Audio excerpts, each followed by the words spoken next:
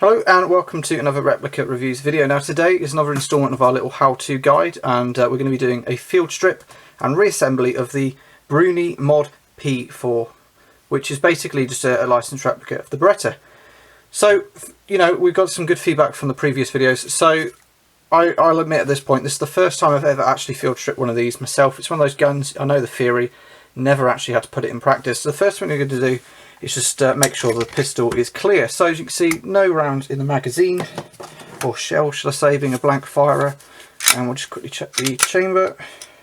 No, nothing in there at all. Nothing's going to come out and surprise us in a minute.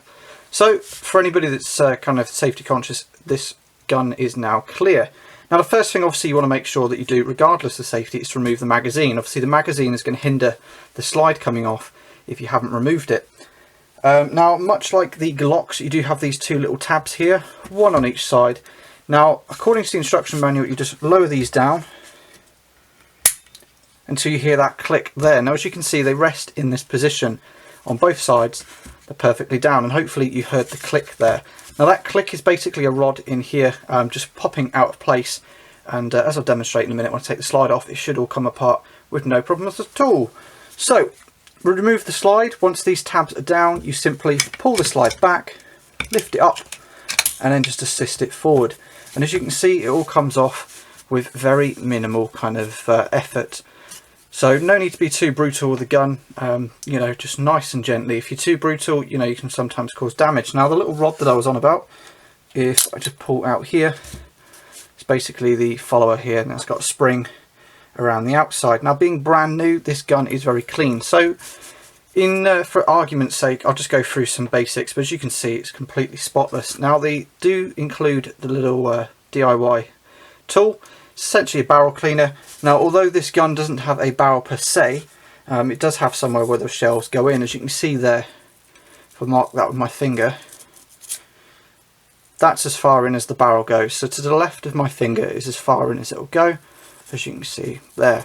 Now the rest of it is capped off. Obviously, being a blank firer, it doesn't necessarily need a barrel, just needs a chamber for the round to be let off in. Like most, or well, I say if all blank guns in the UK, this is a rear venting one. So as you can see, it's capped off, completely solid.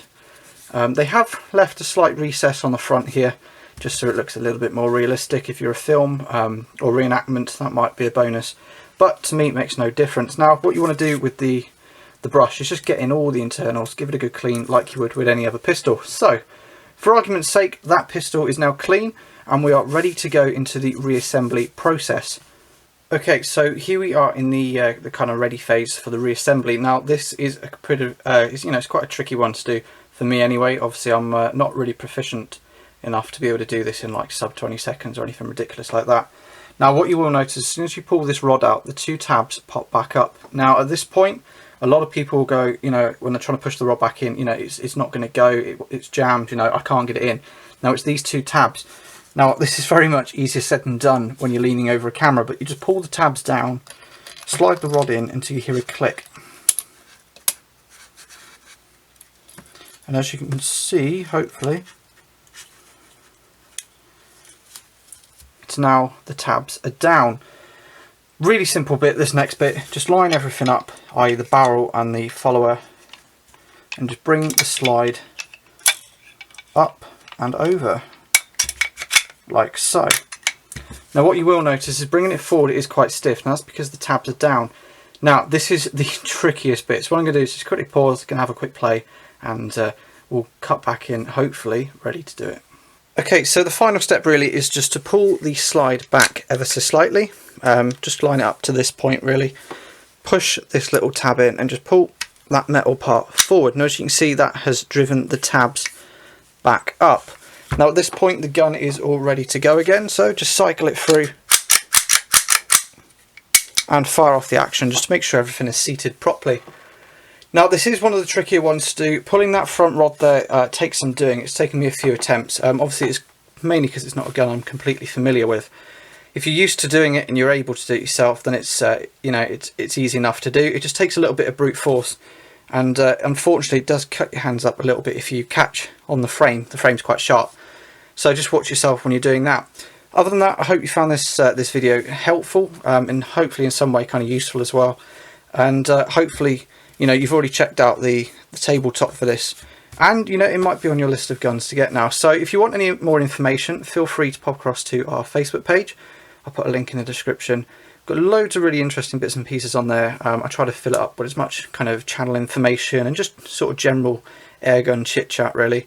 We've got a great group of people on there as well. We're getting ever so close to 100 likes as well. So if you want to pop across there, tell your mates about it as well. Feel free to go along, because at the end of the day, it's you guys that make it what it is really. So apart from that, if you've got any questions, feel free to post them in the column below, and I'll try and get back to you as quick as I can. So again, thanks for watching, and until our next video, like and subscribe.